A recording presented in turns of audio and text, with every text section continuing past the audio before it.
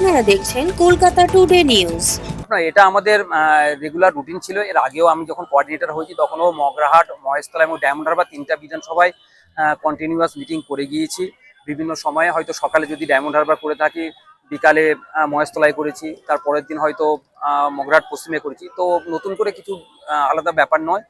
এটা আমি যখন থেকে কোঅর্ডিনেটর হয়েছি তখন থেকে এটা চলছে।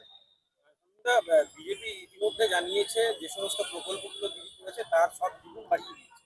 এটা নিয়ে আপনাদের রিয়াকশন? বিজেপি তো বলেছিল ১৫ লাখ টাকা করে প্রত্যেকের অ্যাকাউন্টে দেবে। আগে ওই অ্যাকাউন্টে টাকাগুলো তো দিক, তারপরে অন্য কিছু কি বলছে আমরা পরে শুনবো।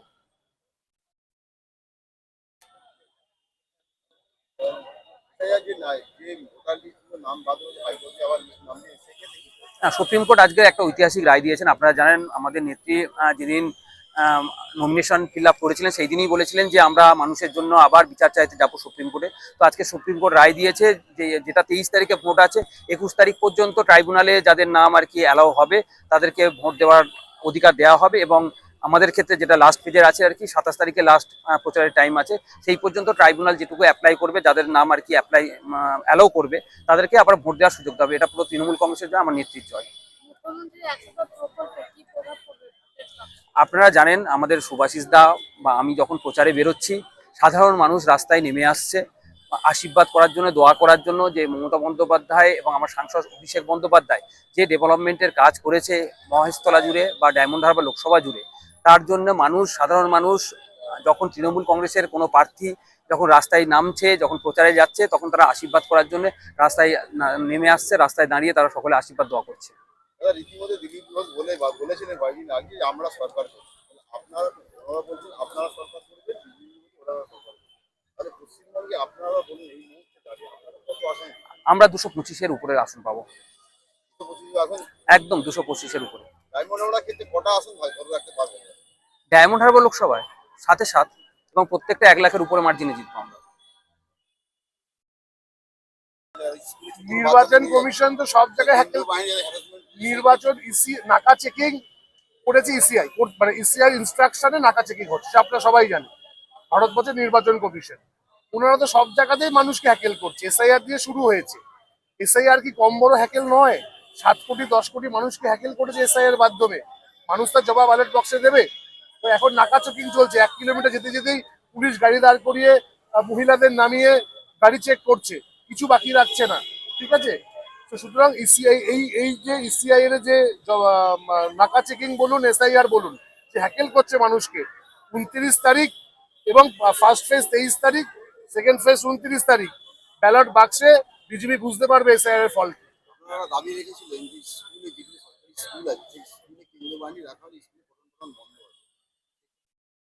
দেখুন, আমরা দাবি করেছিলাম, কিন্তু আমাদের হাতে তো ক্ষমতা এই মুহূর্তে নেই। মমতা বন্দ্যোপাধ্যায়ের হাতে ক্ষমতা নেই। টোটাল ক্ষমতা নিয়ে নিয়েছে নির্বাচন কমিশন। যেদিনকে ইলেকশন ডিক্লেয়ার হয়েছে 15ই মার্চ বিকেল 4টের সময়, তারপর থেকে টোটাল রাজ্যের ক্ষমতা চলে গেছে হচ্ছে ইসিআই এর হাতে।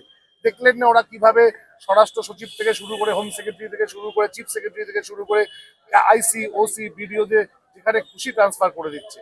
যে অবজারভারদের কথা শুনছে না তাদেরকেই ট্রান্সফার করে দেওয়া হচ্ছে। ইসিআই যা খুশি তাই করছে। কিন্তু এইভাবে বাংলার মানুষকে ভয় দেখে ভোটে যেতে যাবে না। তার একটাই কারণ, বাংলার মানুষের মনে মমতা বন্দ্যোপাধ্যায় রয়েছেন, অভিষেক বন্দ্যোপাধ্যায় রয়েছে। উন্নয়নের নিরিখে আমরা ভোট চাইছি। সরকারি যে সিলেবাস সম্পন্ন হবে না এই ভোটে, বুঝলাম না। সরকারি যে সিলেবাস, বাংলা মিডিয়াম যে সরকারি সিলেবাস, ইসিআই দায়ী টোটালি। এর জন্য নির্বাচন কমিশন দায়ী।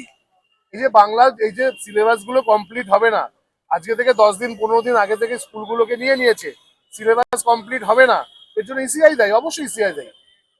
আপনারা চতুর্থ ক্ষমতায় আসবে, সেক্ষেত্রে আপনারা কি এই যে হবে না? আমাদের আমাদের উন্নয়নের আমাদের ইস্তাহার, আমরা এটা এই নিয়ে আমরা কাজ করব ভবিষ্যতে। মমতা বন্দ্যোপাধ্যায়, অভিষেক বন্দ্যোপাধ্যায়ের সাথে কথা হয়েছে, তারা অবশ্যই এইদিকে নজর রাখবে, আমাদের ইস্তেহারের দিকে।